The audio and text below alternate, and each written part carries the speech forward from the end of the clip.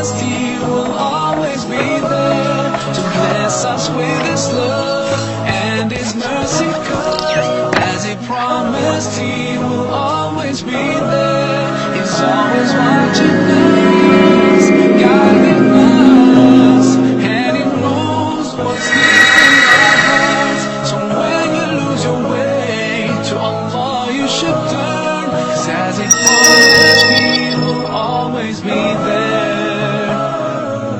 Allahu Akbar. Basically, a lot of documentaries that have been made have been about the immigrant experience, the immigrant Muslim experience here in the United States, and the story of the indigenous Muslim, as far as the African American, the white Muslim, and the Latino Muslim, has kind of been neglected, and that story hasn't been told so much.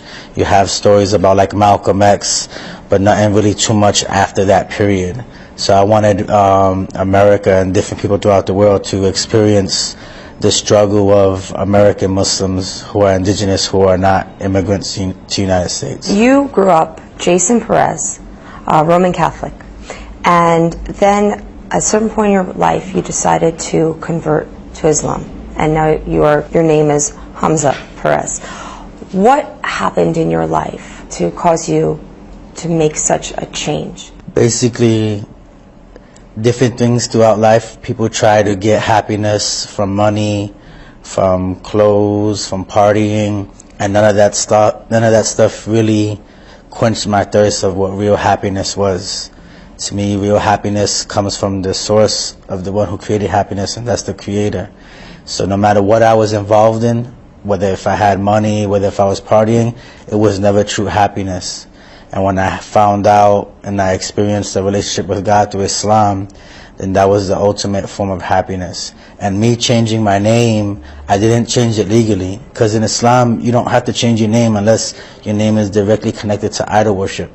So legally my name is still Jason Perez, but Hamza was kind of a name that I took on to kind of like shed some of my past and my negative characteristics and my negative influences of maybe people I was hanging around with, to kind of start like a new mentality.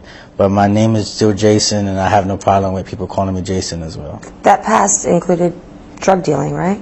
Yep, I used to sell drugs from an early age.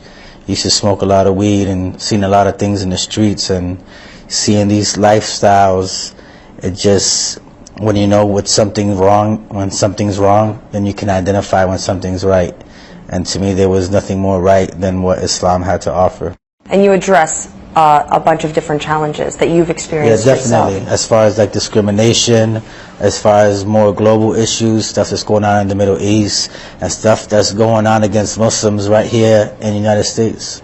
Since you bring that up, I want to ask you, do you think 8.5 years after the September 11th attacks, there's still a stigma, there's still a stereotype, and there's still a lot of challenges and barriers that stand in the way for Muslim Americans? Definitely. I think people was caught up in some type of illusion with the new administration, and I think it's gotten even worse.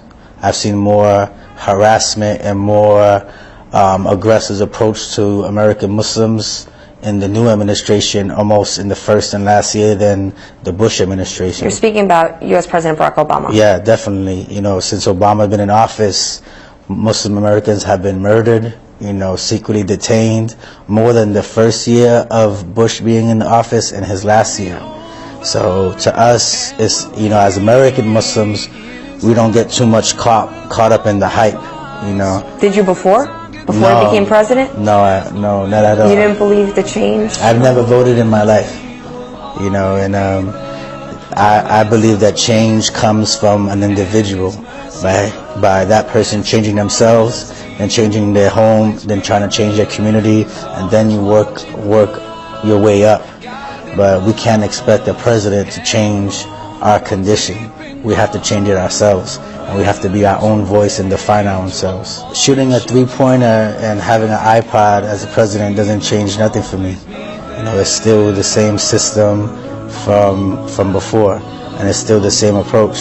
Just now the president walks with a little bit of swag and he listens to Jay-Z and his iPod. Doesn't mean that Muslims got it better. We actually have it worse. Thank you so much for speaking with me. Thank you.